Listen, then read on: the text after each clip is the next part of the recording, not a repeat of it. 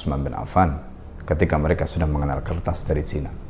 Tahukah saudara bahwa seorang panglima bernama Qutaibah bin Muslim al-Bahili telah sampai di Cina dan kemudian membuat kekaisaran Cina pada waktu itu betul-betul gemetar dan merasa ketakutan, sehingga akhirnya mengajak berunding dan berdamai dengan khilafah Bani Umayyah yang panglimanya dipimpin ketika itu oleh Qutaibah bin Muslim al-Bahili.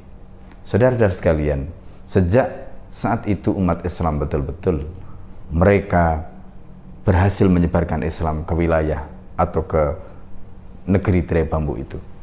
Islam berkembang, banyak kaum muslimin lahir dari wilayah itu. Islam bukan baru sampai ke Cina.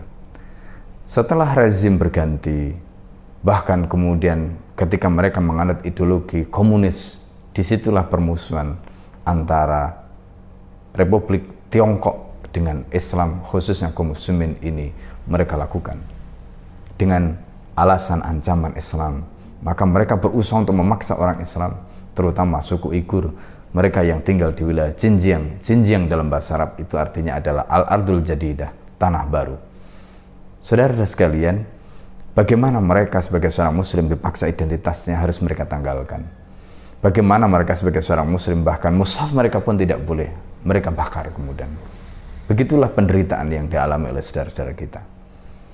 Ketika umat Islam datang ke sana dengan pimpinan seorang Qutaibah bin Muslim al-Bahili, kekaisaran Cina ketika itu tunduk dan gemetar di hadapan khilafah Bani Umayyah.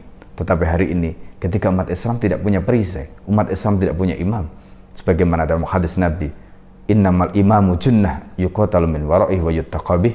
Imam itu adalah perisai dan dia akan menjadi panglima untuk memimpin umat, memimpin rakyat, memimpin kaum muslimin dan menjadi perisai bagi umat Islam. Tapi ketika umat Islam tidak punya perisai, siapa yang akan membela mereka? Siapa yang akan melindungi mereka? Maka hari ini apa yang dialami oleh saudara-saudara kita di Uighur, Xinjiang membuktikan bahwa umat hari ini membutuhkan bukan sekedar persatuan dengan la ilaha illallah, tetapi la ilaha illallah harus dijaga dan dimartabatkan. La ilaha illallah harus didaulatkan dengan adanya institusi, dan itulah yang disampaikan oleh baginda Nabi, falzam jama'atul muslimin wa imamahum, terikat, pegang teguh jamaah kaum muslimin, falzim jama'atul muslimina wa imamahum.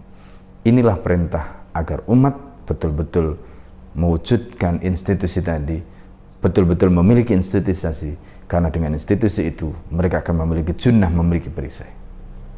Hadanallahu ayyakum ajma'in. Assalamualaikum warahmatullahi wabarakatuh.